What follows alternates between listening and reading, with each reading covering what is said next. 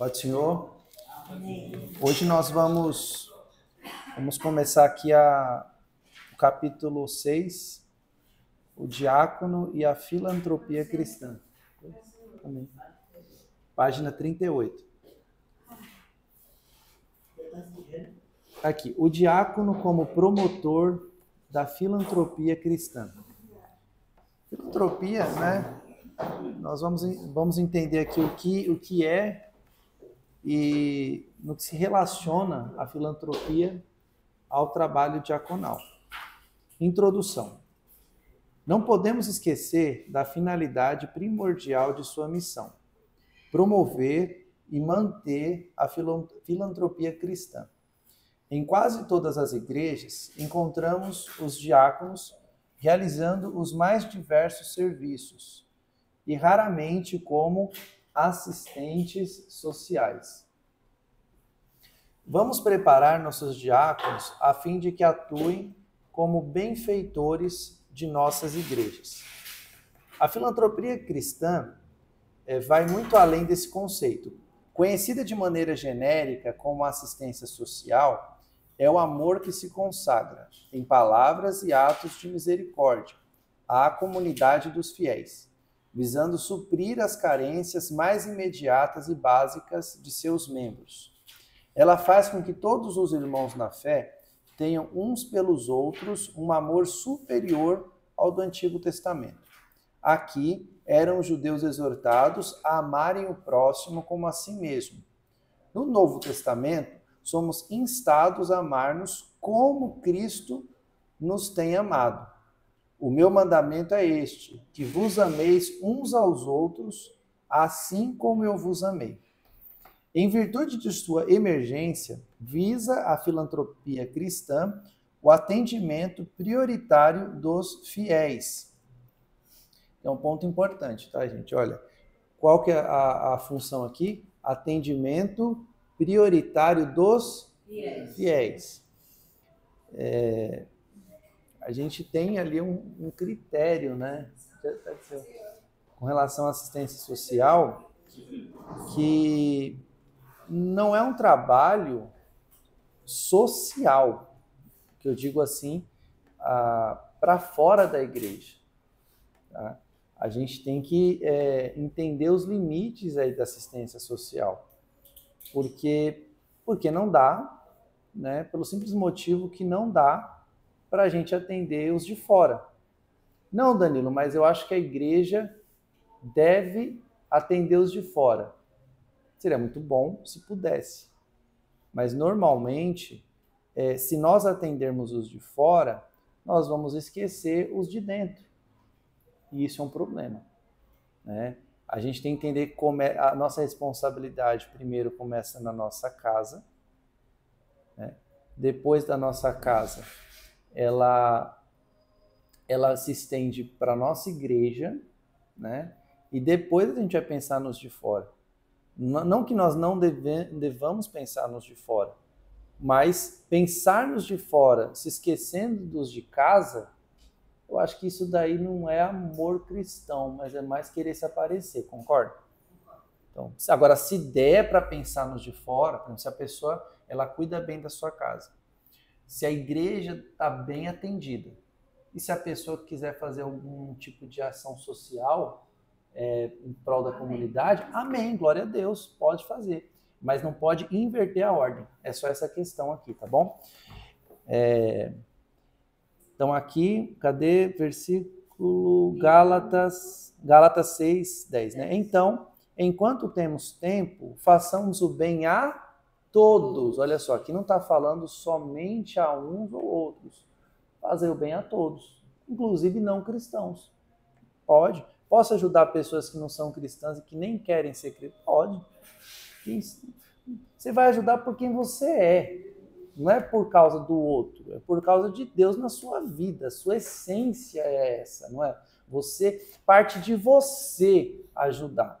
Agora, mas principalmente aos domésticos na fé. Então, ficar claro aqui que nós temos uma priorização. A assistência social, ela tem que ser feita com critérios, né? Eu lembro quando eu estava antes de vir para cá, estava na congregação e o pessoal chegava direto lá pedindo coisa, né? E a gente sabe que tem situações até, tem pessoas que têm mais experiência nessa área, né? Que não é nem para uso, até mesmo para uso de drogas, para trocar, com o mercado. Na vez a pessoa nem precisa, às vezes a pessoa quer. Então, às vezes a gente acha que está ajudando, mas está até incentivando o vício. Então, assim, eu falo assim, para você atuar numa área de assistência social, o pessoal daqui, por exemplo, da igreja, elas têm uma formação, né? Irmã Andréia, irmã Márcia, elas têm uma formação nessa área. E aqui também nós temos o pastor Antônio Martins, que tem uma experiência de muitas décadas já na casa de recuperação, que sabe conversar, que entende, né? Porque às vezes a pessoa vem para cá achando que, desculpa a palavra, mas achando que vão fazer os crentes de bestas. E a gente não é besta, entende? A gente está aí para ajudar, mas temos critérios de ajuda. E outra, as ofertas que são levantadas aqui, elas são consagradas ao Senhor. Então a gente não vai pegar aquilo que foi ofertado e encaminhar sem critérios, sabe? Então isso daí é importante, né? Então é um trabalho assim que não é fácil, porque a gente não sabe se realmente a pessoa precisa. Realmente, às vezes a pessoa parece que não precisa, mas precisa. Por isso que eu falo assim que existe toda uma análise e existe toda assim uma avaliação se a pessoa realmente está precisando daquilo, não é? E às vezes a pessoa que tem até experiência nessa área social, só de bater o olho, conversar com a pessoa, umas 2 perguntinhas que faz, já entende o que a pessoa quer. Já sabe se a pessoa realmente precisa ou não, né? E tá aí para todo mundo, viu, gente? Outra questão, tem pessoa que ela tem vergonha de pedir ajuda para a igreja, né? Quando pede para não falar o nome. Para não falar o nome. O próprio pastor Levi falou que teve uma situação na vida dele que ele estava passando uma dificuldade e ele teve vergonha de pedir mesmo ajuda para a igreja. Mas assim, se nós tivermos na função de assistentes sociais, nós temos que ter muito cuidado com relação a isso também, porque vai expor, né, a pessoa, então tem muita coisa que é feita no sigilo mesmo. Então tem situações que nós não sabemos, mas existem necessidades que os assistentes sociais eles têm e cabe a nós, né, contribuirmos e sabendo, né, confiando que eles estão atendendo pessoas que nós não necessariamente precisamos saber quem são, por todas essas questões aí, tá? Isto não significa, voltando ao texto, porém, que vai a igreja fechar as mãos aos de fora. A gente comentou, né? Pelo contrário, as maiores organizações filantrópicas do mundo são cristãs. A Cruz Vermelha Internacional e o Exército da Salvação. E os hospitais, orfanatos e asilos estabelecidos pelos missionários em todos os continentes. Em países notoriamente contrários ao cristianismo, ali estão as escolas e instituições de caridades mantidas pelas missões cristãs. O que o apóstolo Paulo recomenda nessa passagem é a ajuda prioritária aos domésticos da fé, por serem estes os nossos próximos mais imediatos. Ora, se não ligarmos importância a eles, como haveremos de preocupar-nos com os que estão de fora? Questão de coerência, né, gente? Definição. A palavra filantropia vem de 2 vocábulos gregos, né? Amor e homem. E o amor que demonstramos ao ser humano como nosso próximo, posto ter sido este também criado à imagem e à semelhança de Deus. É o amor que se consagra em palavras e atos de misericórdia, a comunidade dos fiéis visando suprir as carências mais imediatas e básicas dos seus membros. Gente, assim, vamos diferenciar uma coisa, tá, da outra.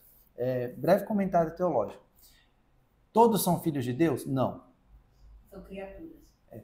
Então, assim, não são filhos de Deus. Quem é filho de Deus? Cristo. Por quê? Porque ele é, em essência, como Deus, porque ele é Deus. Né? Então, quando a gente fala de Cristo como Filho de Deus, nós estamos nos referindo à encarnação, porque ele veio de Deus, porque no princípio era o Verbo estava com Deus, mas não só estava, como também era Deus. Então, quando nós temos essa questão da encarnação, nós vemos que o Filho, ele, sendo um com o Pai, tomou a forma de criatura. E nesse sentido de se fazer um como nós, tem a sua origem em Deus Pai, porque ele estava com Deus e era Deus. Tá? Então, Cristo, ele é o único que de fato procede de Deus por ser Deus. Tá? Então, por natureza, nós não podemos falar que somos filhos de Deus. Então, não existe isso. Nós temos lá em João, por exemplo, que nós, nele, né, nós recebemos o direito de sermos feitos filhos de Deus. Tá? E existe uma doutrina aí muito bem estabelecida da adoção em Cristo, que em Cristo nós fomos adotados por Deus, tá? Nos tornando co-herdeiros, tá bom? Então, não somos sim, agora sim, filhos de Deus, por Cristo, não por natureza, ok? Porém, por natureza, existe um outro conceito, que é esse conceito aqui de imagem de Deus. Tá? Nós temos a imagem, somos feitos conforme a imagem e semelhança do Criador. Esse conceito é imago Dei, que é a imagem de Deus. Isso sim todos nós carregamos, tá? Mas essa imagem de Deus, ela se traduz, né, em algumas linhas teológicas aos atributos comunicáveis de Deus. Traduzo. Quais são os atributos comunicáveis de Deus? Bondade, justiça e tal. Como se a imagem de Deus fosse esse nosso... essas características. Mas, na verdade, eu já tenho uma linha de pensamento de que, como a Bíblia diz que Cristo é a perfeita imagem de Deus, né? Então eu entendo que essa imagem de Deus é justamente a nossa humanidade. E essa humanidade só é plena quando nós somos conforme Cristo. Tá?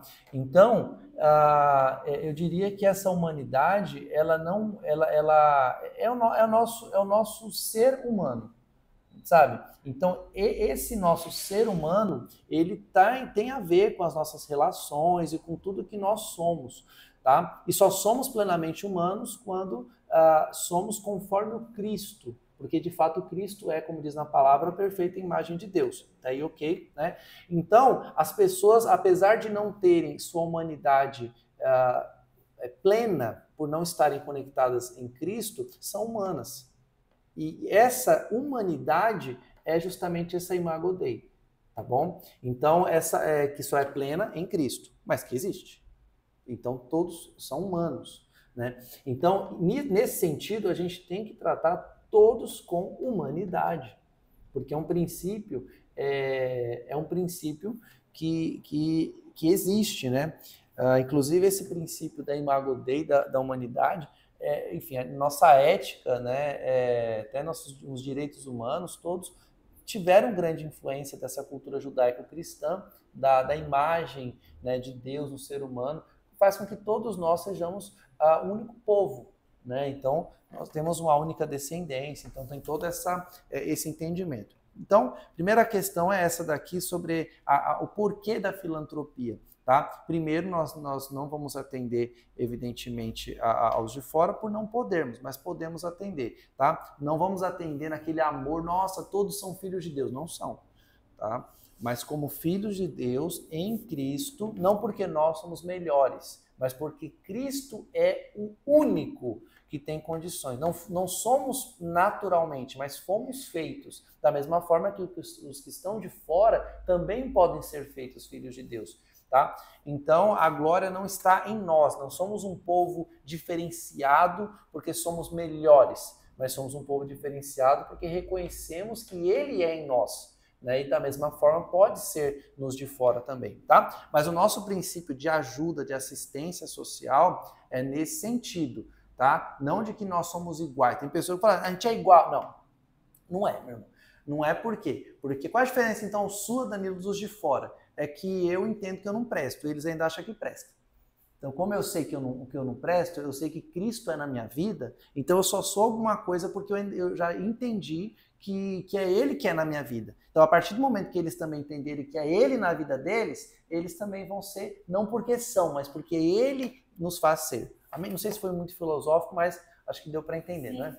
Eu costumo falar com o Danilo, quando eu estou evangelizando. O microfone dá para levar lá? Como é que faz? Mas todo mundo é filho de Deus. A gente tem um costume de falar, né? Tem uma frase, né? Eu também sou filho de Deus, também mereço. Todo mundo é filho de Deus. Eu falei, de jeito nenhum. Só é filho aquele que aceita Jesus, que foi adotado como filho de Deus. Vocês são criaturas, foram criados por Deus. Só passa a ser filho depois que aceita Ele como Salvador. Claro que tem um princípio da Imago Dei, né? Que a gente vai ter esse princípio de humanidade, mas filho realmente é só adotado em Cristo, tá, gente? Muito bem colocado, Natália. Pega aí, por favor. Vamos continuar. Os diáconos são responsáveis em cuidar da administração ao serviço diário, servir as mesas. São encarregados da parte material de providenciar o alimento e suprir as necessidades materiais dos crentes. De modo geral, cuidar dos interesses materiais da igreja, aliviando o pastor desses cuidados. O ministério ou serviço dos diáconos surgiu a partir de uma bênção, de um problema e de uma murmuração. Tá. Então aqui, 3 coisas, né? Vamos entender aqui o surgimento. Vamos voltar lá a Atos capítulo 6. Isso, capítulo Atos 6, que fala sobre a instituição dos diáconos. Não vai fugir muito disso. Vai ser sempre os mesmos textos, tá bom? A bênção foi o crescimento extraordinário dos que criam em Jesus e o aceitavam como Salvador, deixando o judaísmo e outras religiões e tornavam-se cristãos. A igreja cresceu e à medida que cresceu, cresceram também os problemas. As necessidades de ter diácono. Exato. Surgiram assim os problemas, né? Então, 2. O problema foi causado pela situação social de muitos que aceitavam a fé, especialmente envolvendo viúvas dos gregos ou gentios que aceitavam o evangelho. Então, aconteceu justamente um problema de ordem social. 3. A murmuração foi a reclamação desses que julgavam discriminados pelos líderes da igreja em relação ao atendimento de suas necessidades básicas. Mas os líderes, 39, mas os líderes da igreja foram sábios, pois não procuraram resolver tamanha questão sozinhos. Na maioria das igrejas, os diáconos estão desviados da função para que foram instituídos, que foi cuidar da assistência filantrópica e social dos carentes. Quando a comunidade cristã cresceu e surgiram problemas que demandavam atenção e cuidado, principalmente quanto aos necessitados e carentes sociais. Veja só, esse texto, ele não está dizendo que a função dos diáconos é única e exclusivamente assistência social, tá? Mas nós temos que entender que sim, o nascimento, a instituição do diaconato foi para resolver o problema. Então, gente, eu acho que acabou o curso. A gente lembrar que diácono é para resolver problema, já vencemos o curso. Entendeu? Já entendeu o que é para fazer. A gente está aí para resolver problema, né? E era um problema a questão social. Porque não tem como a pessoa ouvir a palavra com fome, passando mal. Tem como?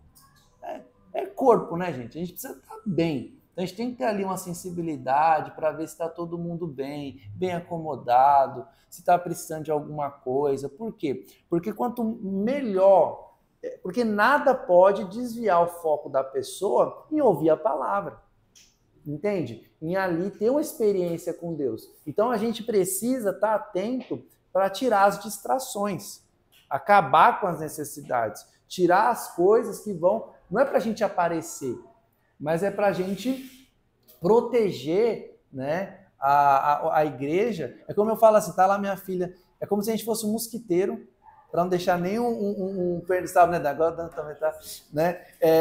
Para não deixar nenhum mosquitinho incomodar a criança e a criança dormir tranquila. Então, a criança não quer que a gente fique cutucando ela quer dormir. Não é isso? Mas tem um mosquiteiro que não deixa o pernilongo entrar. Então, a gente faz isso, a gente protege, dando aquela assistência para que nós sejamos invisíveis. Uma diaconia que é invisível faz com que a pessoa ela tenha aquela tranquilidade de até esquecer que a gente existe, mas de estar plenamente atendida a fim de que ela possa tranquilamente ouvir a palavra de Deus falar com elas.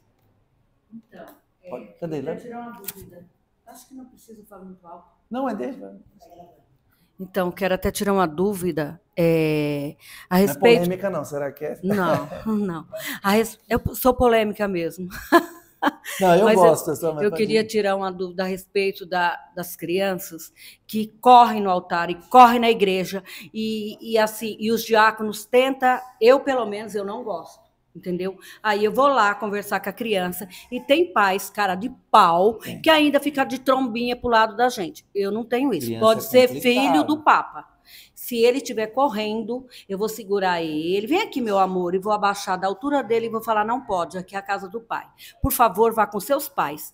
E pode falar para ele que eu chamei sua atenção, viu? Fala para ele vir falar comigo. Passe bem. Sabe por quê? Porque eu acho um disparate. As crianças sobem no altar, descem. No dia da última Santa Ceia, uma mulher chegou e falou assim, olha, irmã, vou apresentar minhas crias para você. Não foi para mim, eu só fiquei ouvindo. Aí ela chegou com as crias dela. Sabe o que ela fez na hora da Santa Ceia? Ela pôs a garota para ficar em pé aqui, ó, no banco. Na primeira fila ali, e eu estava servindo pão. Sabe o que eu fiz? Eu falei, desce. Aí ela ficou me olhando, eu falei, por favor, desça a criança. Não pode. Ela, não pode, eu não pode. Com uma cara assim, de muitas boas palavras. Ela desceu, eu fiquei esperando ela ir falar comigo. Porque, olha, eu estou de saco cheio. Eu sou diaconisa há muitos anos, que eu já fui de outra igreja, de ver gente ficar passando a mão na cabeça dos filhos dos reis da igreja e as crianças fazerem da igreja uma coisa horrível. As crianças não têm educação e os pais não gostam que corrige. Então é assim, eu quero saber, eu estou certa? Posso corrigir com educação? Porque eu não vou deixar sem corrigir, que eu não consigo. Tá. Então, o que acontece? Filho, quem cria, a responsabilidade não é nem do pastor. Mas isso é uma coisa muito boa, assim, que eu estava conversando até, esses dias eu estava conversando, esses dias foi hoje? Até hoje ou foi ontem? Eu não lembro agora, mas a gente estava conversando sobre a postura do pastor Reginaldo, né? Tem uma situação aí que, o senhor não vai falar nada, não, porque tem pai e tem mãe. Né? Então, assim, primeiro ponto é esse daí. Né? Realmente, nem o pastor da igreja, vejam bem, nem o pastor da igreja tem autonomia sobre os filhos dos crentes. Tem sobre os crentes. Né? Sobre os crentes. Agora, eu acho que numa situação dessa é muito complicado, porque que eu falo assim, eu estou falando num sentido geral. No sentido específico, por exemplo, pode ser que a senhora tenha a graça e o jeito de... porque eu conheço pessoas assim, que sabem falar com a criança, têm autoridade. Eu tenho autoridade. A criança não faz mais e ela fica... Eu não sei se é medo ou receosa, mas eu não autoridade. Autoridade. Eu simplesmente falo para ela, não pode. Esses dias eu estava conversando com a minha... Os pais que me ensinam. Isso. Eu vejo criança grande, criança de 7, andando na igreja, não é nem andando. Eles correm, eles derramam água, eles sobem no altar. Tem uma tal de educação positiva, tomar cuidado com isso. Eu estava vendo uma especialista falando, e tem pai que fica perguntando para a filha se pode ou não tomar banho. Isso mesmo. O que você acha de tomar banho agora, filho? Ela falou assim, gente, nem cristã, eu não sei se ela é cristã, mas ela ensinou assim, falou, gente, pai pai não é... Não. Eu não sei, é até um pouco dura essa palavra, mas se a gente entender direitinho o que significa, é verdade. Pai não é amigo. Isso mesmo, pai não é amigo. Pai não é amigo. Mas eu não gosto do senhor. Não é para gostar. É para respeitar e ponto, não. O pai não pode ter essa crise de ser amado, essa necessidade. Claro, naturalmente, mas mais do que ser amado é a questão de que se nós não formos as pessoas que impõem o respeito, é banho, é comer, é tomar o remédio, é fazer, porque se não for, mas isso daí é dos pais. A minha neta não obedeceu mesmo, só eu. Então, é o que eu falei. Tem diácono, tem pessoa, tem obreiro que tem a graça. Eu falo que a minha irmã, ela tem essa graça, né? Ela é mais durona. Tem isso aí. Então, ela trabalha no departamento infantil. E tem aquela coisa de fala firme. Já trabalhei. Fala firme e a criança, né, que é pequenininha, sim, senhora, né? Consegue fazer. Então, você tem, não, então a senhora tem mais condições de falar do que eu. Mas assim, tem a graça.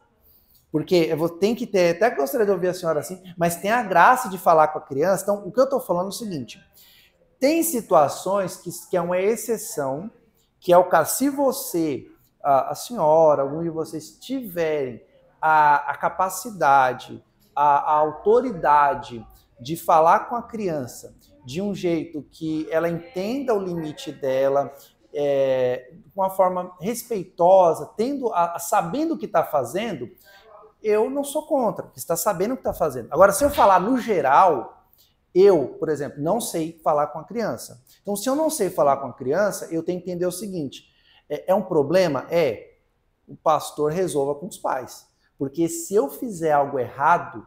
Ainda mais hoje que a geração pastor, mimimi. Né? A senhora quer comentar uma coisa sobre isso aí? Pode, ajuda a gente. Quer levar lá? Peraí, para uns minutinhos para aparecer o pessoal. Obrigada. E o que eu percebo assim é que muitas vezes os pais não estão tendo autoridade sobre as crianças. Eu não sei o que acontece, não sei se mima muito.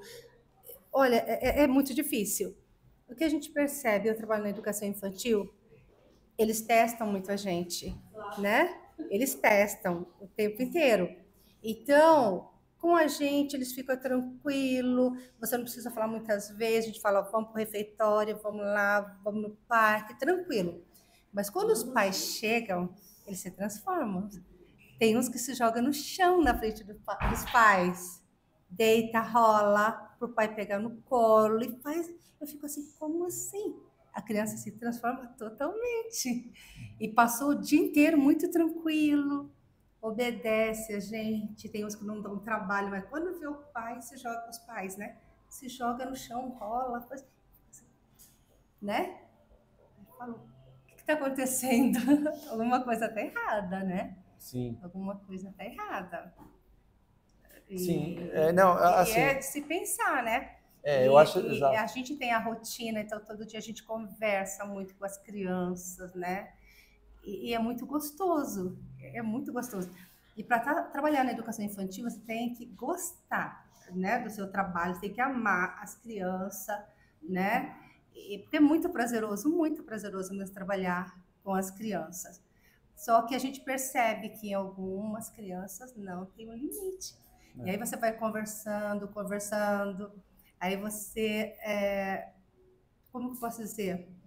A criança passa a te obedecer, a te respeitar. Você não precisa nem brigar com a criança. Você fala, vamos lá. Sabe, obedece tranquilamente. Eu acho assim Só que perto dos pais tem alguns que se transformam. O que está acontecendo? Sim. Alguma coisa está errada. É muito para se pensar, né? E é importante isso daí mesmo, porque as crianças, elas não são o futuro da igreja. Elas já estão aí na igreja já, né? Claro que não ocupam posição ainda de liderança, não, né? Porém, eu falo assim, eu aceitei a Cristo com consciência do que eu estava fazendo com 6 anos de idade.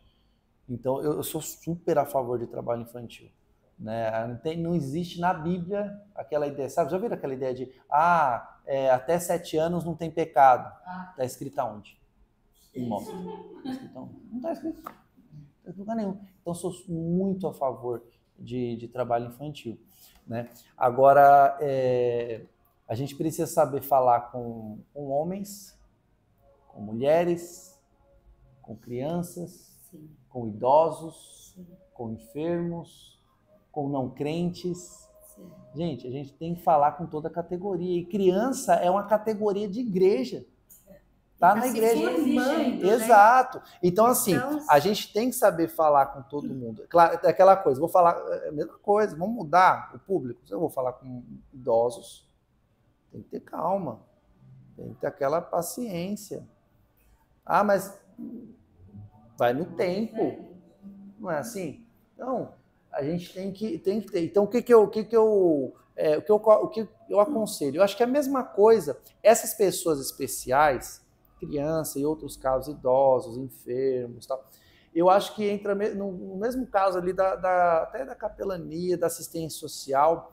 É bom que a gente conte com os dons que o próprio Deus distribuiu à igreja, né? E a gente, se eu não sei, não faço, passo para o pastor.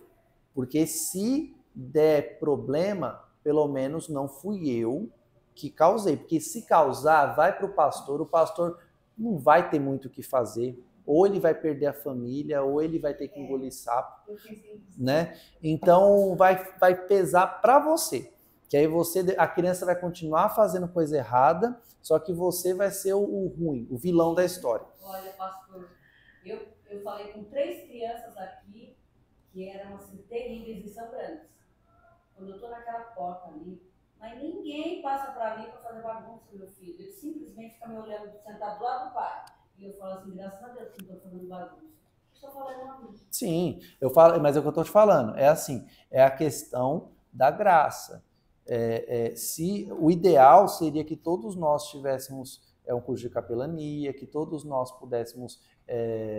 Mas para eu visitar uma prisão, eu tenho que ter um preparo. Para eu visitar um hospital, eu tenho que ter um preparo. Um asilo, eu tenho que ter um preparo. Para eu cuidar de criança, eu tenho que ter um preparo também.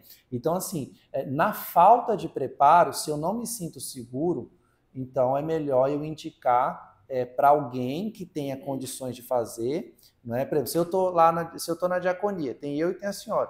E aí eu sei que eu não vou saber lidar com a menina. A menina tá a menininha no chão. O que eu não sei? Eu vou falar, mano, me ajuda. Eu vou, na humildade, eu não vou chegar e falar que eu sei atender todas as pessoas da igreja, porque tem situações que é muito melhor uma irmã vir ajudar alguém, entende? Então, eu acho que é mais nesse sentido de ter essa coerência. E como eu te falei, a pergunta da senhora é muito importante. Então, respondendo, né, no geral, né, não tendo a sabedoria para atender essa necessidade, não se envolva, porque criança é complicado. Passa para o pastor o caso, para o pastor resolver. Agora, tendo a graça de fazer, faça, porque realmente a criança... E quando as crianças são filhos de pastores, quem vai resolver? É os reis, meu filho, é os problemas. A criança é filho do pastor, não obedece ninguém. Quando é filho de pastor. Bom, quando é filho de pastor... quando é filho de pastor, pelo menos é o seguinte, né? O pastor, a família do pastor não vai sair da igreja. Graças a Deus. Então, isso aí. Então você pode chegar lá e falar para se comportar. Eu só dou uma olhada.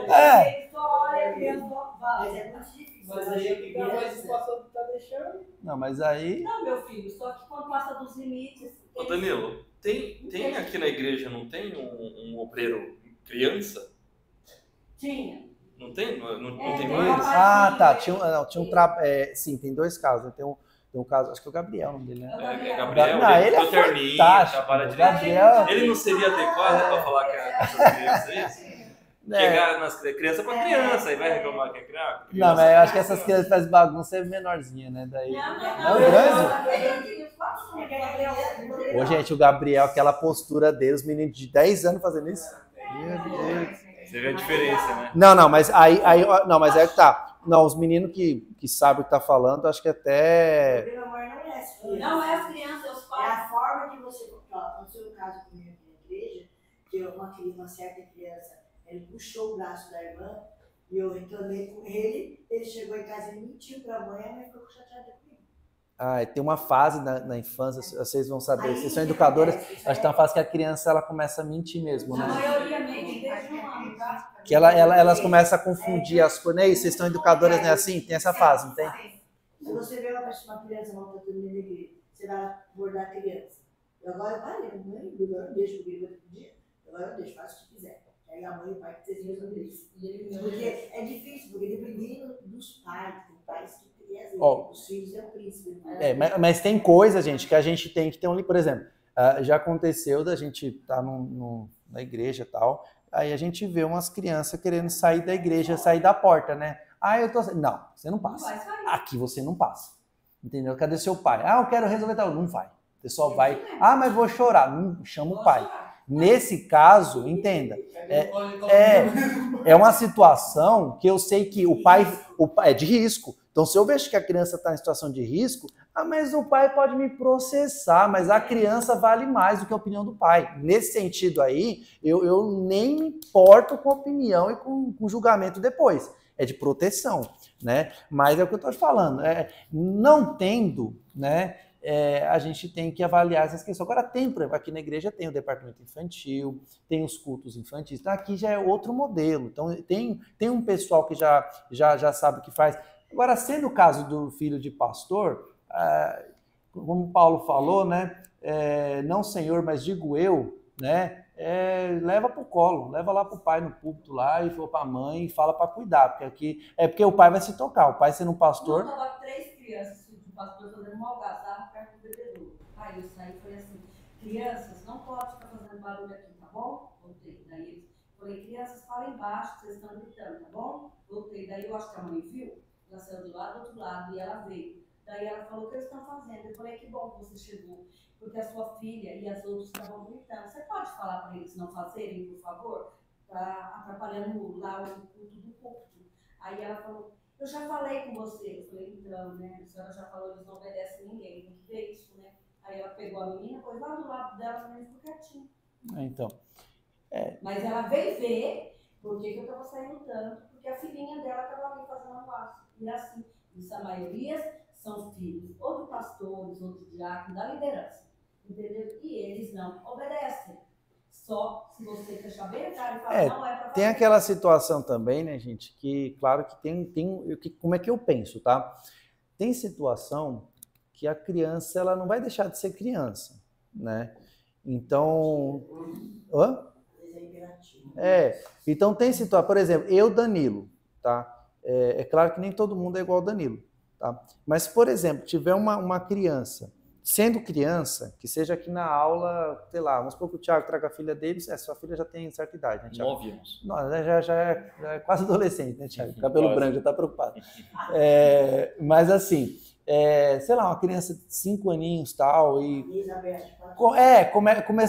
começar a pegar aqui, começar a querer desenhar aqui no meio, com papel, ficar pedindo meu lápis aqui. Eu tranquilamente dou aula, dou lápis, a pessoa tá... Eu nem ligo que a criança tá aqui. Assim, nesse sentido, claro que tem essa questão de que a criança ela não vai ter a mesma maturidade, ou até mesmo a mesma concentração. Por isso que eu acho importante o culto infantil, porque a criança ela vai poder, a gente até vai trabalhar de uma maneira que a criança ela entenda, né? Que ela interaja, que ela conheça ali. Porém, a criança também não pode ser totalmente apartada do culto, porque ela tem que também já crescer tendo uma consciência do que é o sagrado, do que é aquele momento de culto, né?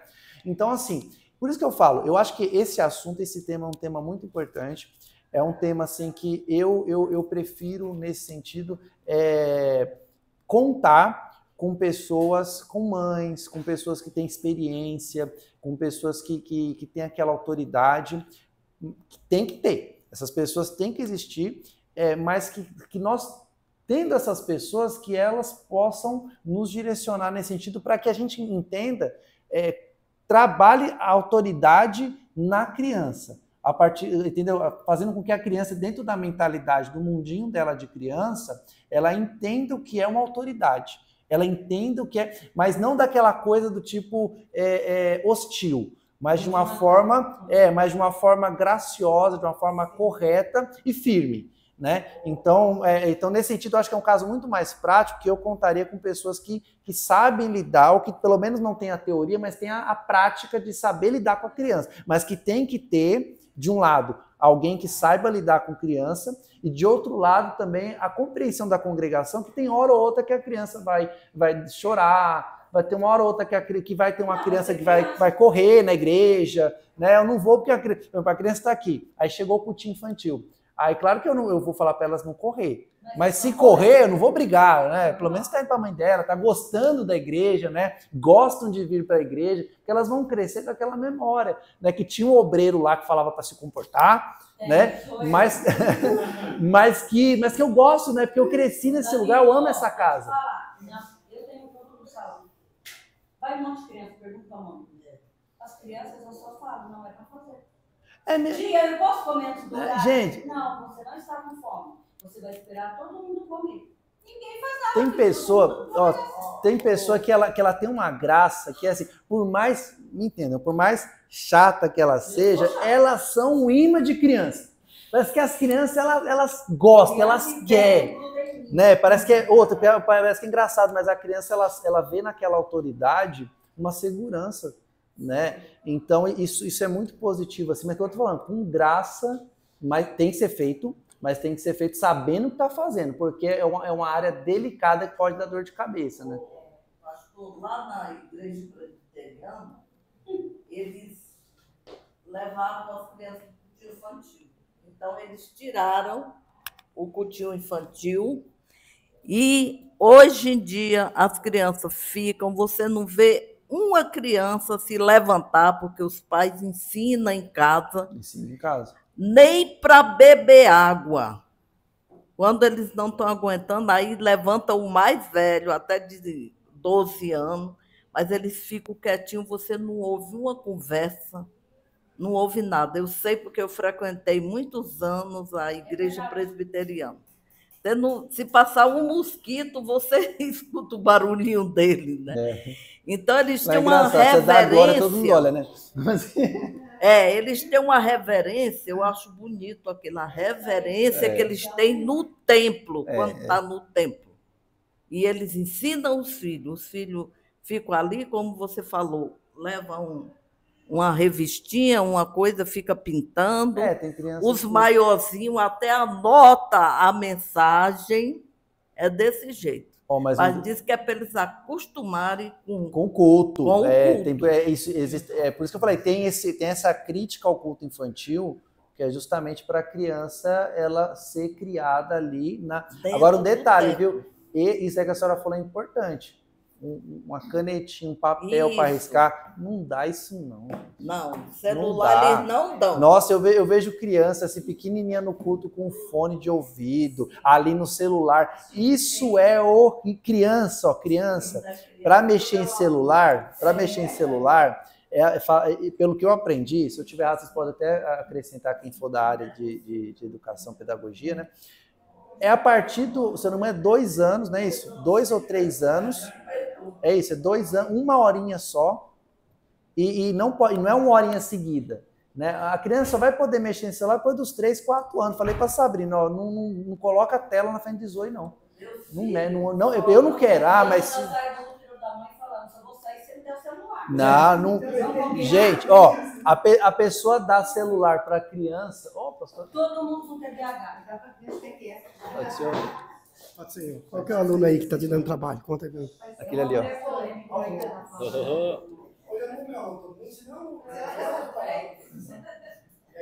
Tudo bem, graças a Deus. Tá bem, já tá. O pastor tomou injeção hoje, vacina. Eu chorei. Quando ela tomou 3 injeções, uma numa perna e 2 na outra perna. Eu quis sentir a dor, aquilo negócio não aguentei, não. Aqui é a... CPO. Isso. Quer dar um conselho aqui para falar uma palavra? Vai, pronto. Aí já. O que o senhor fala? Que conselho o senhor daria para os futuros diáconos? Posso dar? Por favor, para mim. É sério que eu vou falar. Se você não quiser trabalhar no mundo, você não vai. Exato. Porque você não pode ter título. Na verdade, eu entendo o seguinte: você é depois você recebe o título. Porque tem muita gente que quer ser, porque aí depois que recebe o título e começa a ser cobrado, fica cobrado do pastor. Vocês acreditam nisso? Então, assim, eu sempre digo o seguinte, a obra de Deus, ela não para porque você não quer fazer. Deus levantou. Agora, se você fizer, faça com excelência. Faça com excelência. Sabe que, eu vou limpar o banheiro da igreja. Como é que eu vou limpar ele? Com excelência. Tem que ser certo. Isso. Vou dar um exemplo, ó. Deixa eu colocar aqui, ó. Não, mas é bom que aí. Vou dar um exemplo, ó. Isso. Eu entro no banheiro dos homens aqui da igreja. Tem gente que seca a mão, ele não tem coragem de pegar o papel que ele secou a mão e jogar no lixo. Aí, Ele cai joga fora fora da do lata lixo. do lixo. O que eu faço? Pega e coloca. Ou eu decido deixar lá, ou eu decido ser obreiro. Se eu decidir ser obreiro, o que eu faço? Joga no lixo. Porque se isso não mexer com lixo, é simples, mas é muito sério isso. Por exemplo, você entrou numa sala dessa, você viu essa sala, luz toda acesa, não tem ninguém usando. Você como obreiro, o que você faz? Apaga. Isso. Por quê? A responsabilidade de cuidar da estrutura é de cada um de nós. E, infelizmente, posso falar? Pode, E aí eu por vou favor. pedir ao Danilo que nós tenhamos uma equipe de obreiro formado, Danilo, que tem um diferencial. Diferencial em tudo.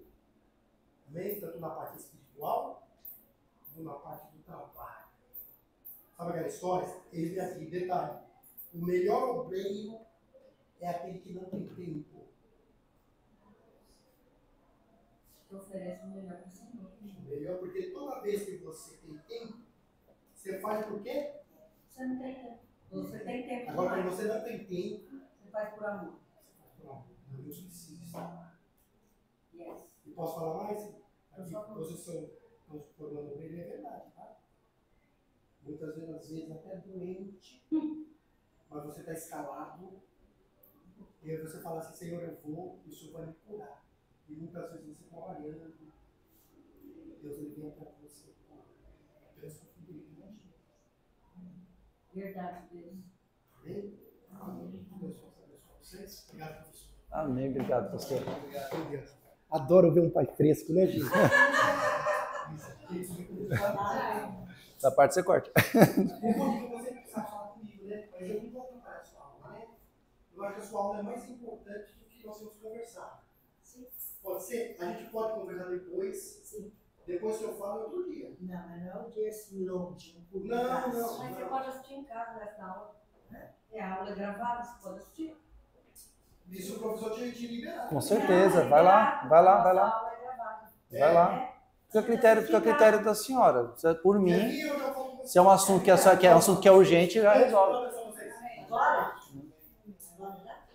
Isso. Se é um assunto urgente, por favor, né? Vai lá, resolve. Amém, vamos lá. Bom, então acho que acho que deu para responder nessa questão, né? O pastor chegou com esse conselho, né? E muito bom, né, gente? Acho que muito bom. Vamos seguir aqui então. Página 39. Né? No seu trabalho, pode realizar as seguintes tarefas: auxiliar na filantropia, visita enfermos, necessitados. É tarefa de grande valor espiritual que contribui para melhorar o atendimento a essas pessoas, comunicando as necessidades observadas ao pastor ou ao dirigente da congregação. Várias ações filantrópicas podem ser praticadas por um diácono. Aqui são as campanhas, né? Gente, eu vou ler o texto, porque eu não vou precisar explicar o que é a campanha do agasalho, tudo bem? Só para a gente ganhar um pouco de tempo, tá? Então, o que nós podemos fazer? Campanha do agasalho, campanha do material escolar, campanha missionária, promoção de emprego. Aqui nós temos, né? Isso de emprego. Então, assim, tem tudo isso aqui exato, tudo tem aqui no Ferreiro. Então, se nas congregações também, deve ter lá no Paraisópolis, no Arpoador, né? Mas esse negócio de emprego aqui é um negócio bem interessante que tem. Às vezes, quando surgem vagas, encaminham para assistência social, e quando alguém precisar de trabalho, vai lá para ver se relaciona. Eles fazem um filtro para saber se a vaga corresponde, né, à pessoa. Se o candidato for um candidato ali, eles vão lá e encaminham uma coisa para outra, para a pessoa arrumar um trabalho, né? Até casamento, fizeram casamentos aqui também, né, sociais. Então, tem bastante coisa que a gente consegue ajudar. Só que essas duas coisas, gente, eu diria, se vocês viram que a filantropia, nós temos duas coisas aqui, assistência social e visitas. Eu diria o seguinte, você pode se especializar, né? Eu diria que o diaconato é tão amplo, né, que eu preciso entender que se eu posso me especializar em tudo ou em muitas coisas ou em uma só, né? Tudo eu não sei, mas pelo menos em uma ou algumas tarefas. Então, se depois desse curso, não é ruim. Se você quiser fazer um curso de assistência social, nós não temos aqui, mas acho que o pastor Rômulo, né, tá dando curso de capelania. Se procurar, por exemplo, perguntar para o pastor, o pessoal da assistência social, eles vão indicar alguém, né, que está dando um curso aí de capelania. O Rômulo. Você vai fazer com ele. Isso. Aí você faz um curso de capelania para você ter condições de entrar, fazer capelania hospitalar, uma capelania prisional para vocês, carcerária, né? Para vocês saberem melhor como lidar. Porque assim, o Danilo ele pode ir lá? Pode. É a mesma coisa, o Danilo pode falar com a criança? Pode. O Danilo pode visitar a cadeia? Pode. O Danilo pode visitar o hospital? Pode. Só que se o Danilo for preparado, se o Danilo realmente quiser fazer a coisa com excelência, de duas uma, ou o Danilo vai, no mínimo, pode ser o Danilo, pode, primeiro, né, seguir quem faz, né, acompanhar alguém que tem experiência. Por exemplo, o pastor vê que o Roldão, né, tem aquele trabalho que ele está fazendo na Cracolândia. Gente, tem uma equipe que tem experiência para fazer isso, né? Tem que ter experiência. Vou me aventurar e sozinho ali pregando. Não vai. Tem interesse? Então, aprenda como faz, se dedica. Não é verdade? Eu tenho interesse em lidar com crianças, tenho interesse em lidar com presos, tenho interesse em lidar com enfermos, tenho interesse em lidar com idosos. É muita coisa que dá para... Em assistência social, eu quero lidar com assistência... Estuda que eu falo, não é só ler livro, ande com essas pessoas, comece a fazer, né? Porque eu acho que o primeiro passo é se dispor. Quando você se dispõe a fazer, é para tudo, né?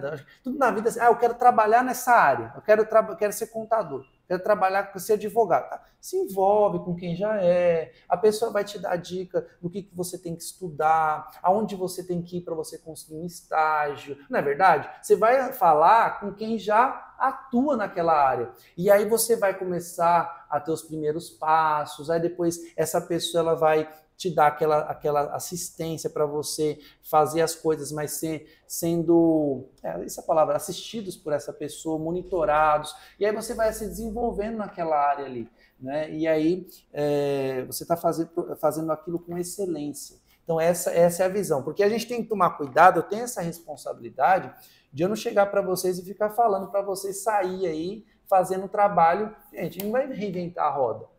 Assistência social, filantropia, todos esses trabalhos, se tivéssemos aqui não tivéssemos nada, né? Quem não tem cão caça com gato, a gente teria que resolver, dar um jeito. Eu acho que em todas as situações aqui nós temos já cursos, nós já temos aqui pessoas que já têm mais experiência que a gente.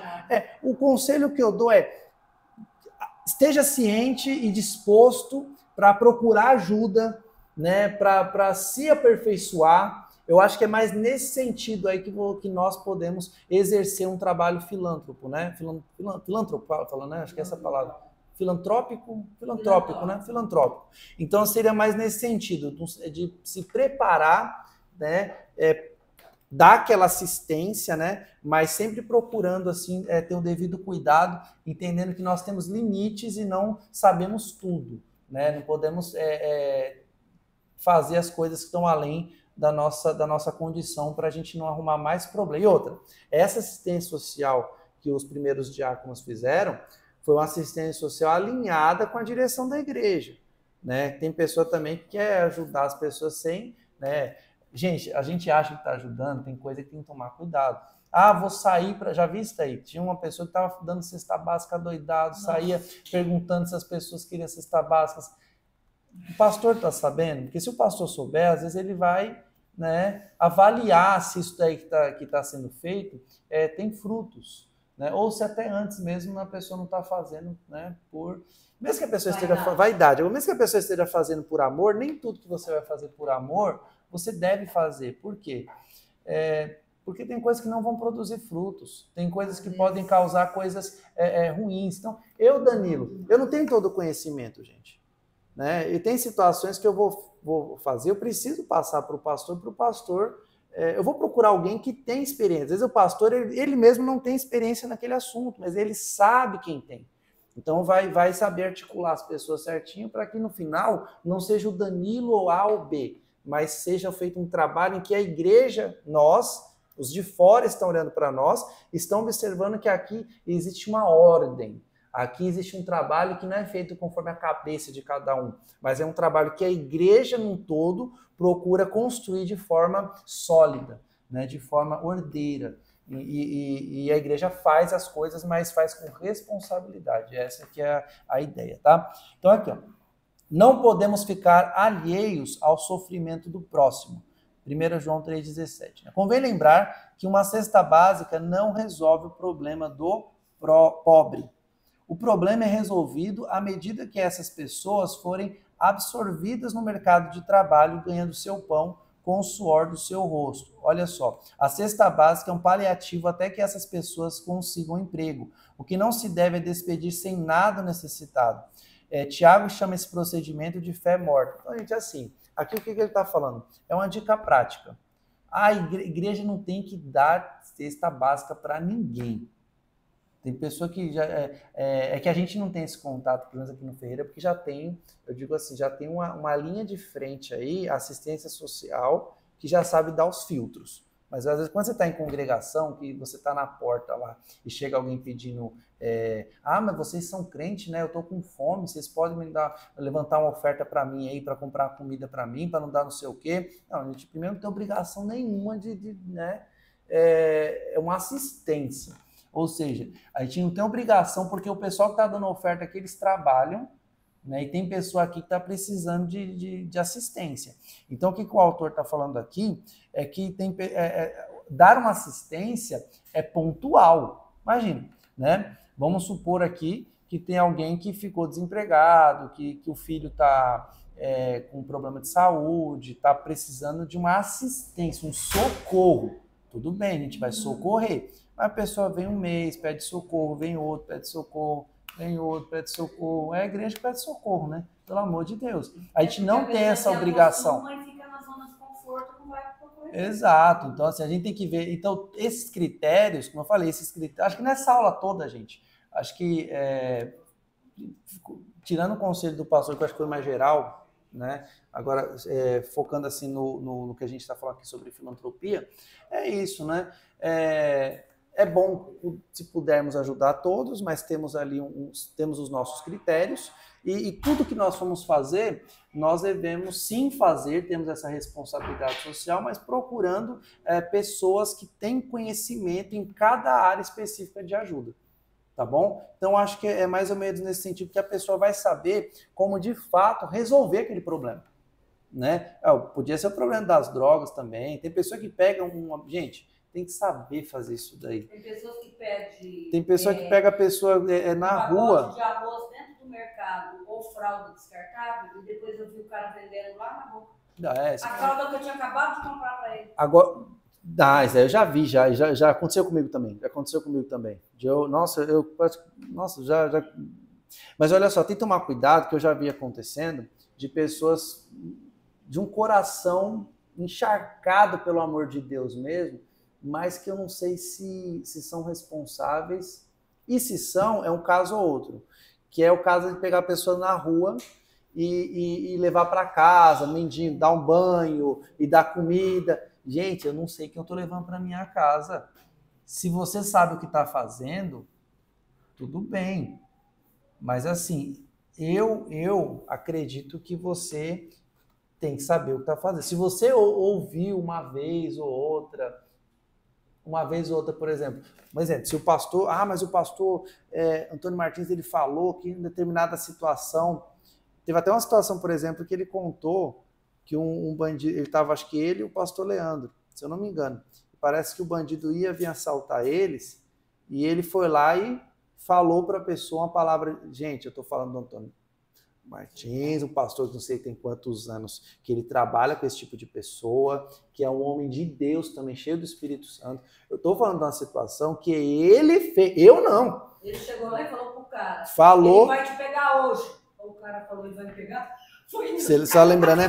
Então, assim, né, o camarada ia assaltar ele, o camarada ainda vai lá e ouve a palavra. Então, assim, eu vou falar para você, gente, não faça isso, porque quem fez isso daí é um homem extremamente experimentado e um homem cheio de Deus.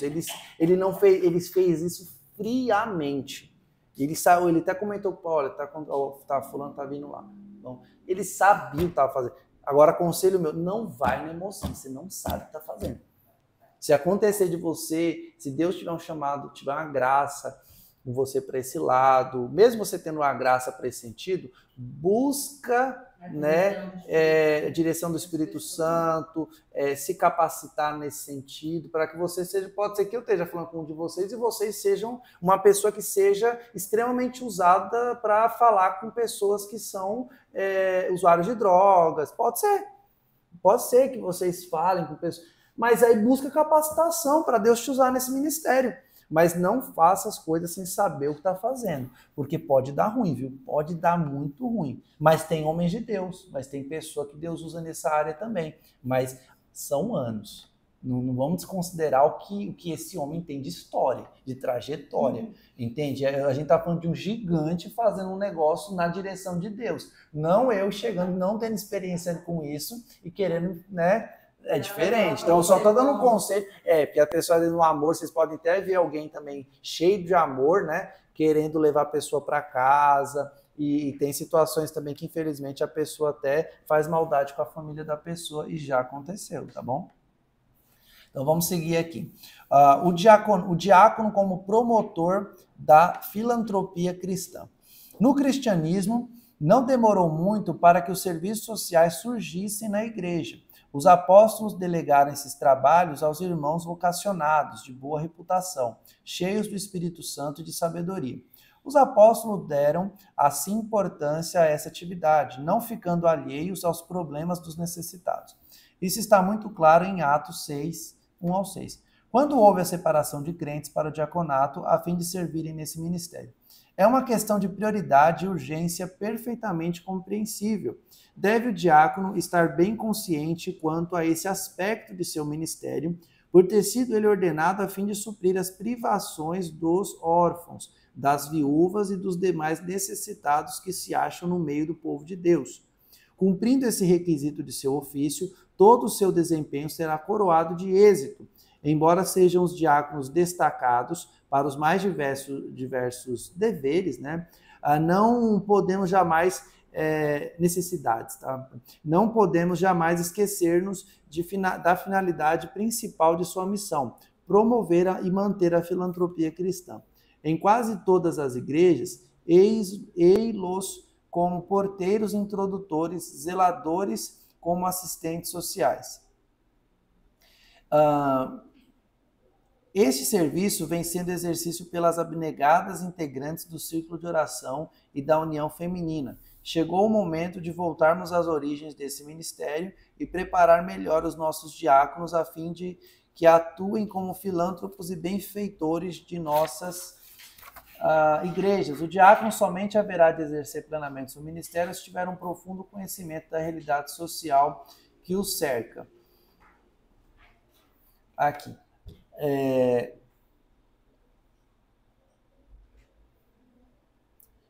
Aqui o que acontece? Eu vou resumir esses dois parágrafos. O que ele está falando aqui é o seguinte: o autor está mencionando sobre essa questão de que realmente, né? Acho que umas 2 aulas atrás a gente estava falando sobre a função do diácono. Se perdeu um pouco, né? Tem muita coisa que tem muita coisa que parece que são os membros fazem.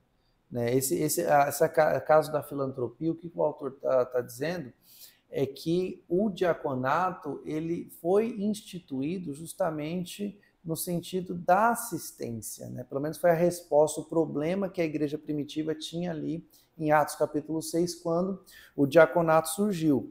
E o que acontece hoje é que, na maioria das vezes, a assistência social ela é um trabalho que muitas igrejas é exercido por irmãs do círculo de oração. Né? No entanto, assim, é só um cuidado assim, para que os diáconos eles não estejam alheios. É claro que tem algumas irmãs diaconisas que vão ser mais dedicadas à área social, né? Mas o que eu digo é o seguinte, para que os diáconos eles não estejam alheios a essa questão. Como é que eu posso, então, Danilo, me aproximar disso daí? Primeiro, eu posso fazer, né, me preparar, me especializar nessa área, e ser a pessoa ali preparada para lidar com essa área social. E segunda coisa, eu posso estar disponível, disposto a ajudar quando necessário. Não precisa ser sempre, mas quando precisarem de ajuda, eu estou ali disposto. Agora, a outra coisa que o autor fala aqui é que o diácono ele tem que ser muito atento. Então, isso aí, o diácono tem que ser atento. Então, precisa estar atento às necessidades. Claro que vai ter, Danilo, eu não vou saber tudo. Eu não vou saber lidar com criança, eu não vou saber lidar com idoso, eu não vou saber... Tem áreas que eu vou me especializar, mas tem áreas que não. Mas o meu olho sempre vai estar no meu rosto. Então, eu preciso estar atento às situações para encaminhar o caso para a pessoa adequada. E aqui, no caso, a pessoa adequada talvez seja a responsável pela assistência social, seja o departamento infantil, seja o departamento da família, seja o pastor da igreja. Eu preciso estar atento aqui, né? Então, aqui, por isso, busque interessar-se pelos que sofrem, seja amigo dos desvalidos, né? Ou seja, se interessar. Na medida que a gente se interessa, não é que você vai precisar fazer mais do que você está fazendo, porque nós somos um corpo. Se todo mundo fizer o que tem que fazer, não fica pesado para ninguém. Essa é a ideia. A ideia não é você sair da igreja, nossa, eu tenho que fazer tudo aqui. Tira esse negócio do seu ombro. Você tem que ser crente, né?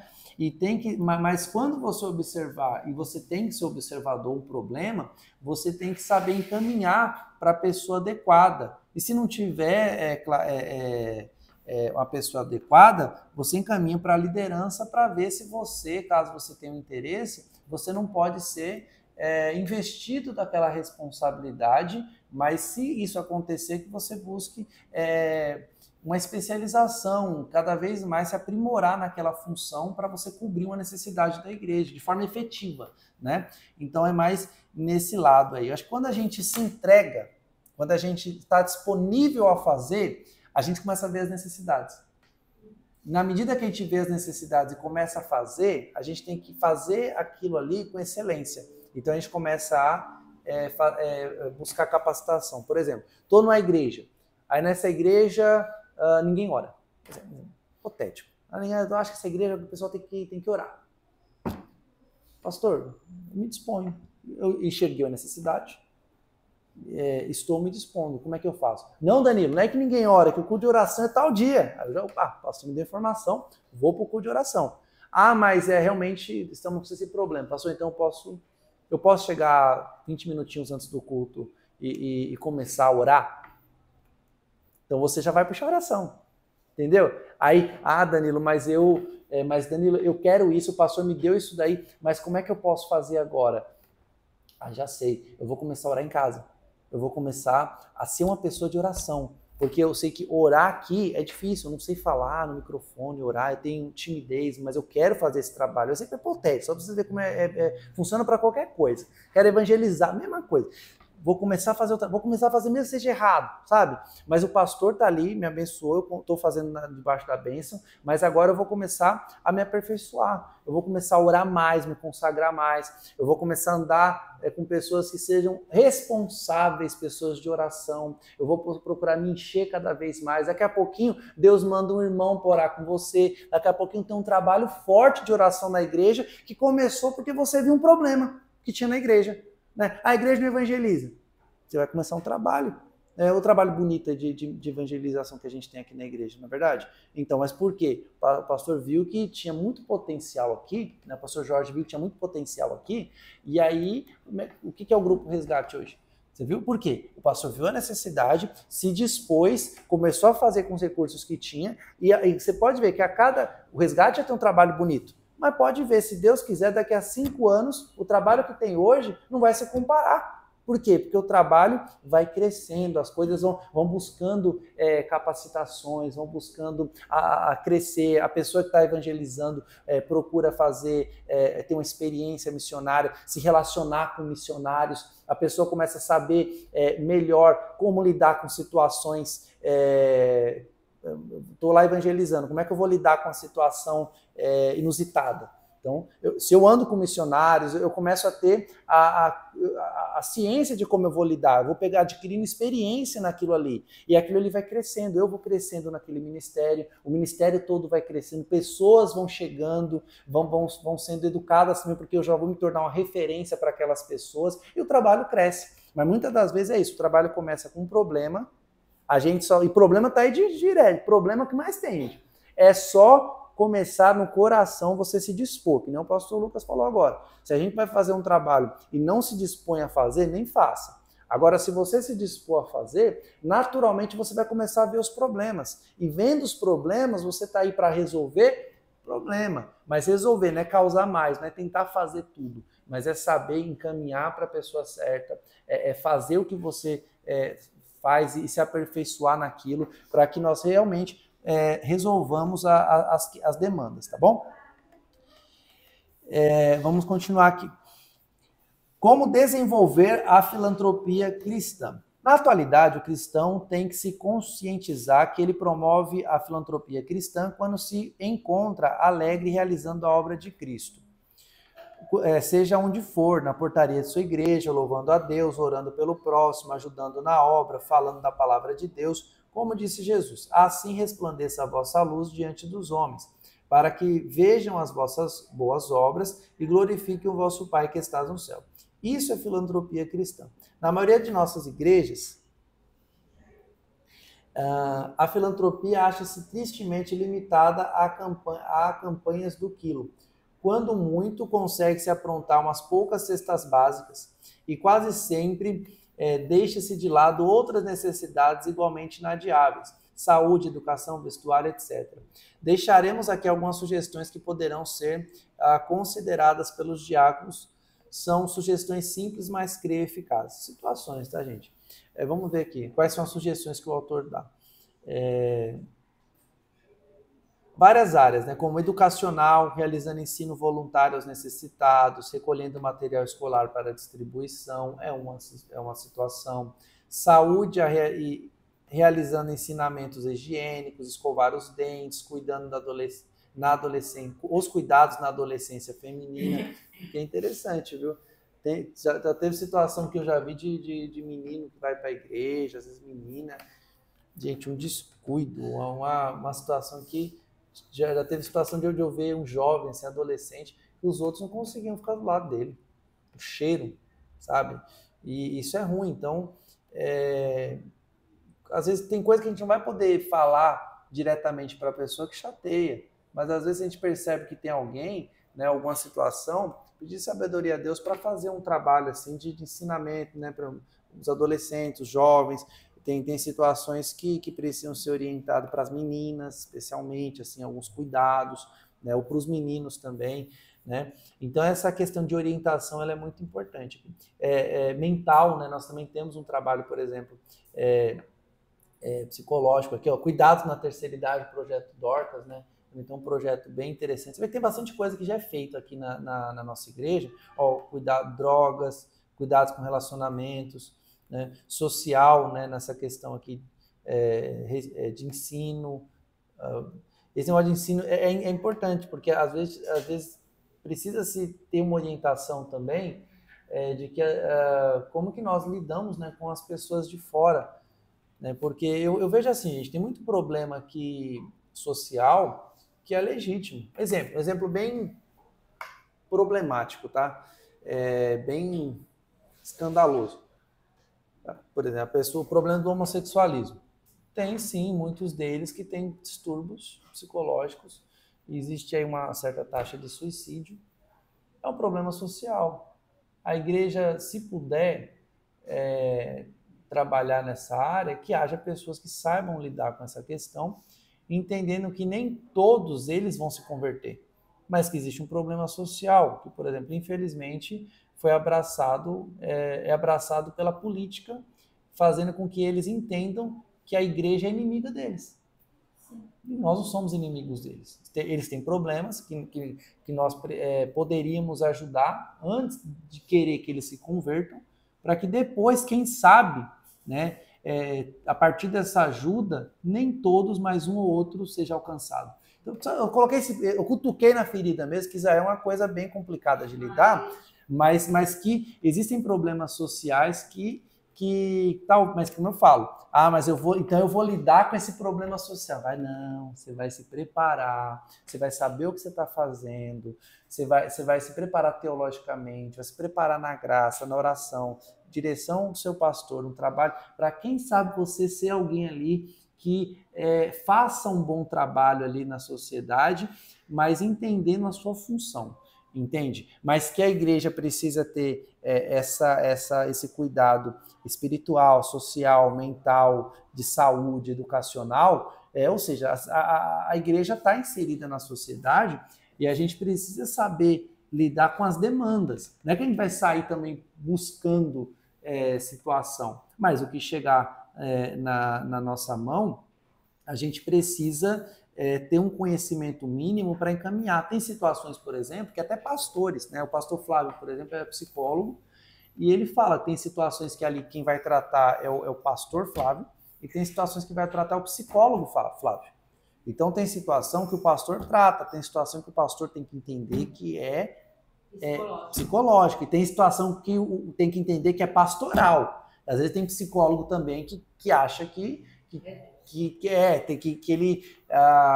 isso é um problema na igreja, que recentemente a gente vê que parece que a própria igreja é psicológica. Parece que, e não é assim, parece que as nossas pregações são para melhorar a autoestima das pessoas, pelo amor de Deus, não é para melhorar a autoestima de ninguém, não. Tem um profissional que vai lidar com esses problemas certinho, um profissional capacitado, mas a nossa função é pregação do evangelho. E claro que a palavra vai curar também a pessoa, mas a gente tem que saber os limites de atuação de cada um. O psicólogo não vai substituir o pastor, e o pastor não vai substituir o psicólogo. Então a gente tem que entender essas atuações. Eu acho que a gente está trabalhando bastante assunto, a gente pode entrar, se aprofundar em cada um, mas eu acho que é isso, a gente tem que entender que cada um no seu quadrado e a gente entender que existem pessoas especializadas para cada área e que nós podemos nos especializar, mas que a igreja vai enfrentar demandas sociais das mais diferentes espécies, vai. Você viu, por exemplo, aqui no Ferreira mesmo, há um tempo que chegou o pessoal e os haitianos, e em algumas igrejas está acontecendo muito isso, né? A igreja, acho que lá do Grimaldi mesmo, tá tendo ali várias pessoas de diversas nacionalidades, não só de uma, mas diversas. Eles têm que saber lidar com isso. Haitiano, acho que tem, não sei se é boliviano. Então, tem que saber lidar. A igreja não estava procurando essa situação, mas surgiu. Aqui no Ferreira surgiu isso há alguns anos atrás, especialmente. E como que a igreja lidou? A irmã Helena, algumas irmãs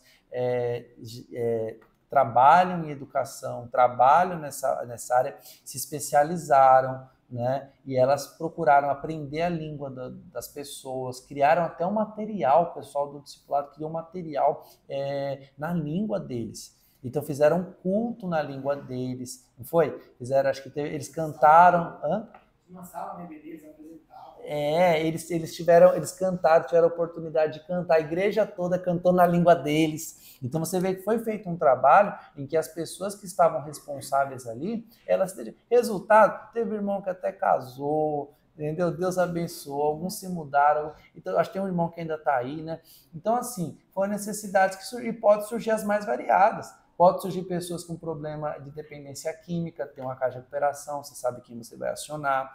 Problema assistência social, tem pessoas aqui que têm muita capacidade, muita bagagem, muita experiência, você sabe quem você vai acionar. Entende? Então, assim, é mais nós nos dispormos, né, e entendermos que se nós quisermos, não vamos fazer de qualquer jeito, mas vamos nos capacitar e começar mais melhorar, sempre alinhados com a liderança e procurando essa capacitação, tá? Nas visitas, bom, gente, visita, eu vou resumir um pouco aqui, tá vendo? Por exemplo, essa visita aos enfermos. Tem questões, o que a gente está falando, né?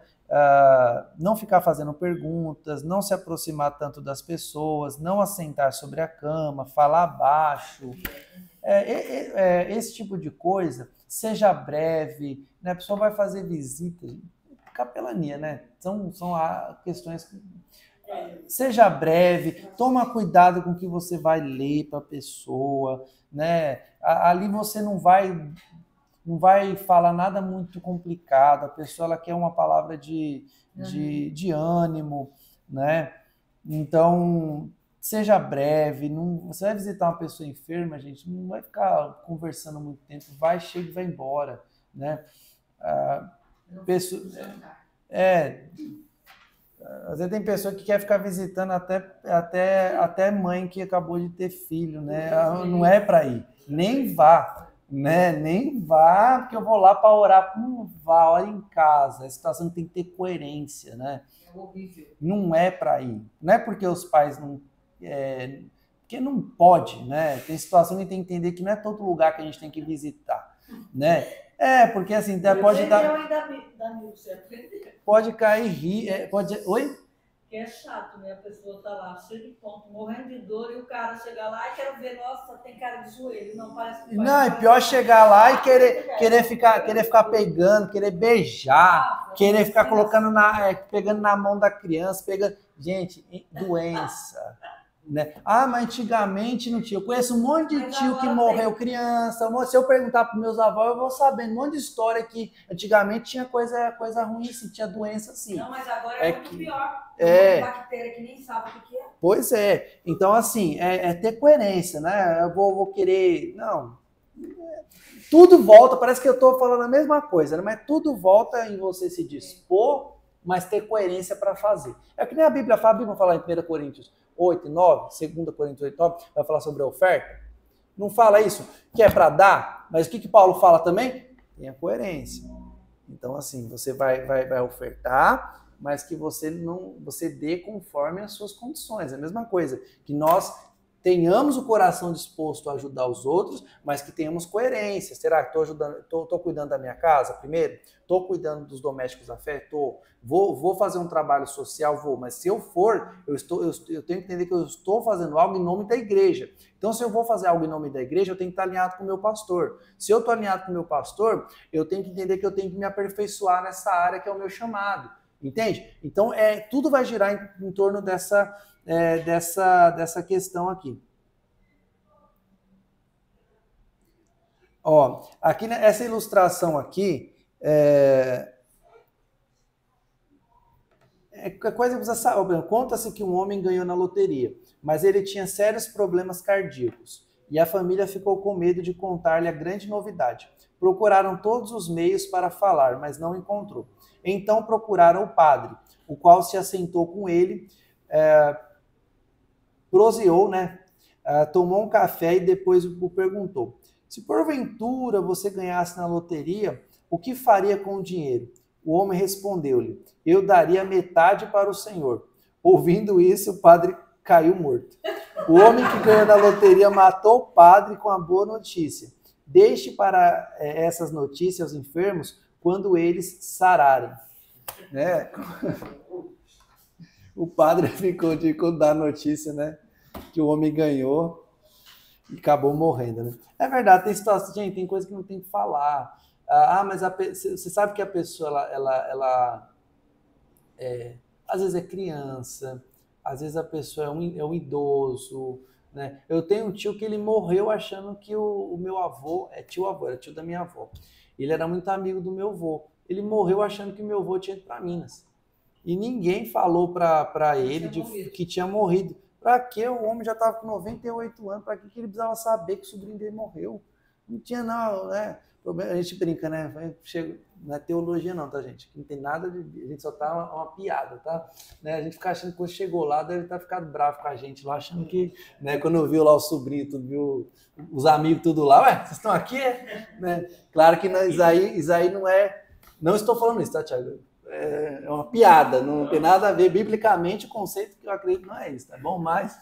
Lá na manhã, lá, quando a minha bisavó morreu, a minha tia estava passando uns problemas de ser doente. Aí ninguém comentou nada com ela, né? Porque ela não podia tomar susto, não podia tomar choque. Entendeu? Aí, depois de 2, 3 meses, foi falado com ela.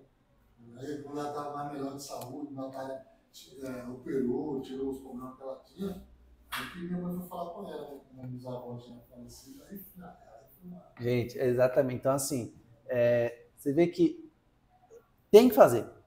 Trabalho social, filantrópico, tem que fazer. Mas essa disposição, canaliza ela para você. Você pode começar fazendo, mas desde que seja com alguém que sabe o que está fazendo. Para você carregar a mala da pessoa, para você ajudar. Para você ter, nem que seja o pastor te orientar, você, entende? Mas não vai fazer de qualquer jeito. Faça. Mas tenha cuidado para fazer, porque nem tem uma frase que é assim, né? Também não é dito popular, né? De boas intenções o inferno está cheio. Não é isso? Então, a gente quer ajudar, quer fazer as coisas para o bem, mas é até meio, né, contraditório. Talvez eu poderia ir na linha aqui falando para fazer, para não sei o quê, mas eu estou dando um freio, né? Um freio no modo, faça, mas não basta boa intenção. Se for para você fazer e deve fazer, é que nem o pastor Lucas, se não for que nem ele falou, se não for para ter responsabilidade, nem faça. Mas com isso eu estou falando para vocês não fazerem, pelo contrário, eu estou falando para vocês se especializarem, eu estou falando para vocês buscarem excelência, porque a igreja precisa fazer essas coisas, mas se formos fazer, que seja com excelência, que seja bem feita, é essa a vontade de Deus, que a gente faça as coisas com excelência, ok? Enfermo no lar, acho que é a mesma coisa, né? Enfermo. Visita aos enlutados, gente, visita, é complicado, visita enlutado, Aqui, tá vendo? Ó, veja as regrinhas básicas. Não pergunte se a pessoa está bem. Complicado, né? E aí, tá tudo bem? Foi tudo bem, pessoal? Tô bem. Você não sabe como é que a pessoa vai responder. Tem pessoa que ela pode ser até aquela pessoa boazinha, mas ela tá tão chateada, tão triste, que ela pode ser que responda mal, né? Então, tem que tomar cuidado. É importante, nessa parte do luto, ser presente, só isso. Fala o mínimo possível. Não bem falar muitas vezes, só você ficar ali, só que a pessoa sentir que tem alguém ali do lado dela já é precisa de alguma coisa? Tá? Se você tiver, não é para você incomodar. Você nunca viu a pessoa na vida, você nunca vai na casa da pessoa, você nunca fala, porque você vai visitar a pessoa. Você é o pastor da pessoa? Não é. Né? Então não tem que se fazer visita. Porque eu vou cumprir, eu vou mostrar para Deus que eu faço assistência social. Pelo amor de Deus, Deus não quer saber de você ficar mostrando nada para ele, tá? Mas se você tem ali um amigo seu, se é uma pessoa, um familiar, acho que o pessoal fala que no luto tem alguns momentos, né? Tem um momento que você sabe, vê a notícia, tem um baque, né? Depois quando você vê o corpo, quando fecha a urna, né, enterra, e quando você volta para casa. São alguns momentos que cada um desses a ficha vai caindo. E é difícil. Então, quando você volta para casa, ali é muito complicado. Então, é bom que tenha algumas pessoas ali para estarem presentes, né? Isso é bom. Ajuda. Mas não é para falar, não é para conversar. Conversar, sabe que em velório, às vezes, quando eu estou em velório, eu vejo algumas pessoas sábias, começa a falar coisa que tem nada a ver, só está lá. Às vezes até está lá, mas antigamente eu achava, até algumas pessoas achavam até falta de educação. Às vezes no velório a pessoa está contando piada, está rindo. Mas tem situação no velório, sabe, vamos supor, entre essas situações, vamos supor que viu o corpo, baque. Não é o momento de fechar a urna ainda. Começa a chegar aquele monte de parente. Vai vir umas histórias, a pessoa fica naquele, até vir um próximo baque, a pessoa fica é como se fosse normal a situação, não é isso? E então, tem um momento que sim, vai contar uma história até do defunto, uma história das pessoas, você vai ali deixar as coisas acontecerem, fluírem, mas é aquela coisa, você não vai forçar a barra. Naturalmente, a pessoa às vezes quer se fazer de forte e tal, seja presente, né? Podendo, sendo coerente, não é falar, não é saber o que falar, é você ser coerente, né? Você tá presente. Acho que todas as regrinhas, acho que aquilo que eu mais orientaria é isso, tá? E claro, depois dá uma lidinha aqui para saber algumas coisas aqui. Pelo amor de Deus, né, gente? Vou um velório de que não era cristão. Isso daí não adianta nem não adianta a gente, não adianta nem orar, aquela coisa. Não, mas ele aceitou Jesus antes de morrer? Ah, não? Quer uma pior? Quer uma pior? Quer uma pior? Ah, ele se matou, né? Aí, você falar isso pro pai, falar pra mãe. Como é que faz? Não, já teve situação de velório, já quase que me deram a palavra, fui lá visitar, né? Visitar assim, o velório, o menino tinha se matado. Quase, Danilo, você faz o culto aí, peraí, ainda bem que chegou o pastor dele. Que é complicado você fazer um velório de um suicida. É difícil, é complicado, tem situação para você falar, você não vai falar uma coisa positiva ali, porque você também não quer incentivar, relativizar o caso, mas também você tem que confortar. Então, assim, você tem que, enfim, aquela situação, não sabe o que vai fazer, nem faça. Por favor, não vou fazer, entende? Então, porque é uma situação muito complicada e a gente tem que ter muita sensibilidade para lidar com isso daí. Dan, ser pastor é complicado, são situações aí que, por isso que oremos por nossos pastores, viu? Tem situação que eles passam que não é fácil não, gente. Né? Tem situação que vai chegar para o pastor e nem sempre o pastor tem resposta.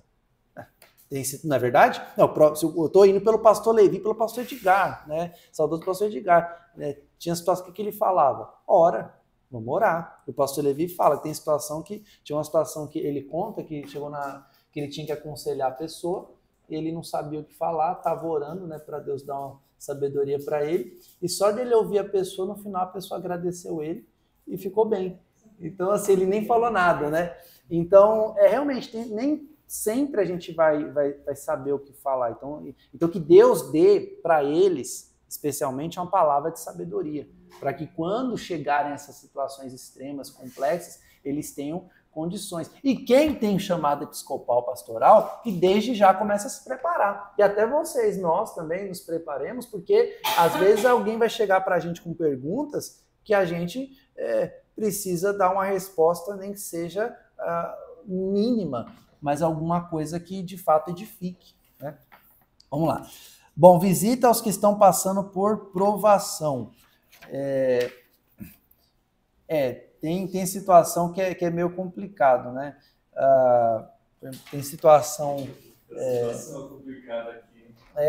Bastante. Visita a pessoa que está passando situação complicada. Vamos supor, você está passando, vai visitar alguém que está em processo de divórcio. Você tem que conhecer a Bíblia, não se envolva com um caso que não é seu.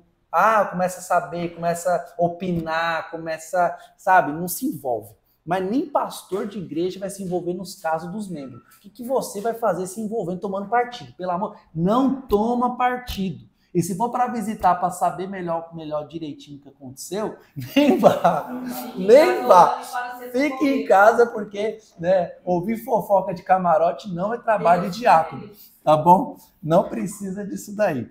Visita aos iniciantes, né? Bom, iniciante também, né? Eu quero visitar novo convertido. Tem um trabalho de discipulado, chega ali, né? Já pergunta, se disponha, eles vão te orientar, vão te falar direitinho o que tem que fazer, né? Tem um trabalho assim, bem feito, né? Não adianta querer fazer as coisas de qualquer jeito, né? Visita aos ausentes nos cultos. É bom, né? Manda mensagem e tal, mas visita aos irmãos naturalmente, visita aos descrentes, né? Eu acho que é questão de bom senso, né? Saber entrar, saber sair, vai em lugar que visita descrente, irmão. Acho que todos aqui, né, gente? Você foi convidado? Né? Começa daí, né? Você foi convidado. Ah, não, mas por exemplo, mas gente, o pastor vai, mas ele sabe para onde ele vai, ele sabe onde ele está indo, né? E muitas vezes o pastor não sai visitando todo mundo toda hora. Por quê? Porque justamente ele sabe que questão de visita, Deus não te chamou para sair de casa em casa. Não chamou, não. Mas chamou, não. Discordo de você, Danilo. Então tá bom, daqui a 10 anos faço o exercício, faço o trabalho diaconal, daqui a 10 anos você não vai pensar diferente. Porque visita tem que tomar um cuidado, gente. Negócio de visita tem que tomar um cuidado, porque senão daqui a pouquinho a gente começa achando que está fazendo um trabalho para Deus e a gente daqui a pouco está fofocando, sabendo de conversa, se envolvendo nas situações. Não que não deva ser feito, mas faz em paralelo com o pastor, ou quando você realmente for convidado, tenha a consciência de como proceder, que é falar no mínimo possível, falando coisas rasas, ou falando da Bíblia, sabe? Contando piada, ou falando da palavra, mas nunca se envolvendo, tomando partido com problemas. Isso daí não é postura de obreiro, tá? Pode falar, não falar. Então, lá na igreja, lá tem um grupo lá de visita dos lados. Uhum. Aí sempre tem gente que também não é crente, chama nós vai. Ótimo. Né? Tem gente que é da igreja também está um pouco fraco, que está desanimado. Gente, esse trabalho de visita aos lares, ele é maravilhoso. É maravilhoso. Nós vai também, mas tipo assim, tá sendo de bênção. Mas o senhor concorda comigo que numa dessas situações pode acontecer, a gente está indo numa... Eu gosto de visita no lar, gosto de trabalho no lar, eu acho que isso é muito importante. A gente fala, tinha um pastor que ele levava... Gente, quando você pega um violão, faz visita, sabe, mas tem que ser breve também. Faz aquele trabalho bem ordenado. Nossa, tem pessoa que, às vezes ela tem uma visão de crente, que quando a gente chega lá, na casa daquela pessoa, aquela pessoa chega também, são os crentes que estão aí, ela vê que a gente não é ET, e ela fala, nossa, que legal, gente. Não. Então, assim, a pessoa às vezes não vem para a igreja porque cria aquela imagem da gente. Quando elas vê a gente ali, no ambiente mais informal, e vê que a gente está ali, cheio da graça de Deus, com sabedoria, gente, é fantástico. Eu sou muito a favor desse trabalho. Só que vamos entender o seguinte, que tem que tomar um certo cuidado. Porque tem situações, no culto no lar, tem situação... Vamos lá, vai o senhor, o Thiago e eu, vamos fazer um culto no lar. Aí chegamos lá na casa, combinamos lá de fazer um culto no lar. Aí o marido não chegou ainda. Aí tá lá a mulher. Não pode. Então, eu falo assim, então tem situações que a gente precisa, não estou preparado. Um monte de adolescente se preocupou em fazer culto no lar, estão saindo para fazer culto no lar, o marido da mulher cai endemoniado. Né? Então, ou tem uma situação lá que o marido da mulher chega bêbado, drogado, o filho da mulher. Então a gente está indo para o campo. Então ali é uma situação, quando a gente vai numa casa, que a gente tem que saber o que está fazendo. Exato. No nosso caso lá tem missionária. Tem a missionária, o pastor. Então assim, eu não sou... Então, exatamente. É um trabalho... Exato. Então todos esses trabalhos aqui, eles devem ser feitos. Eu não tô sendo contra, não. Pelo contrário, eu estou incentivando que esses trabalhos sejam feitos. No entanto, eu estou incentivando que, para concluir, né, já concluindo pelo horário, que assim, todos esses trabalhos precisam ser feitos. Primeira coisa, a gente precisa entender que a gente tem que estar disposto. Né? A gente tem que estar disponível. Vão surgir as necessidades. Muito. E aí, quando surgiu a necessidade, aquilo que seu coração bater mais forte, de que aquilo precisa ser feito, você vai orar, vai se dispor e vai se preparar. Não é verdade? Vai ficar embaixo da unção do pastor. Da unção do pastor. Então você vê, mas eu estou sentindo que esse trabalho, quero fazer um trabalho ali de visita no lar. Vai, carrega a mala, vê como está sendo feito, até um dia que você vai ter a autonomia para conduzir. E quando conduzir um trabalho no lar, você vai ter a maturidade para levar uma equipe também com você, vai fazer um trabalho na Cracolândia, vai fazer um trabalho com discipulado, vai fazer um trabalho com criança, vai fazer um trabalho de assistência social. Então, tudo isso daí precisa ser feito, mas com responsabilidade. Façam visitas a hospitais, a pessoas enlutadas, façam visitas a presídios, mas antes disso daí, façam com qualidade, cheios de sabedoria. Porque o que o diácono é? Façam tudo isso, mas cheios do Espírito Santo, cheios de sabedoria e cuidando do bom testemunho. Qualquer uma dessas tarefas filantrópicas, nós devemos fazer, mas não deixando a essência do diaconato nessas 3 características. Tá? Com toda certeza, fazendo isso, a gente vai cumprir o nosso ministério, Deus vai ser glorificado, né? E almas vão ser, vidas vão ser alcançadas, tá bom? Deus abençoe. Eu comecei o trabalho tem 2 anos no salão, começou com 5 pessoas e agora tem 40. Só que é claro que eu não faço sozinho. Eu chamo os pastores para pregar e as pessoas para ajudar. Aí. É uma coisa que aconteceu, tá vendo? E a gente ajuda também, que a gente fica, também o pessoal faz roupas, a gente distribui, mas embaixo da supervisão do pastor Levi. Tá vendo? E você que o próprio pastor Levi, né? O pastor Levi, você vê que ele faz tudo.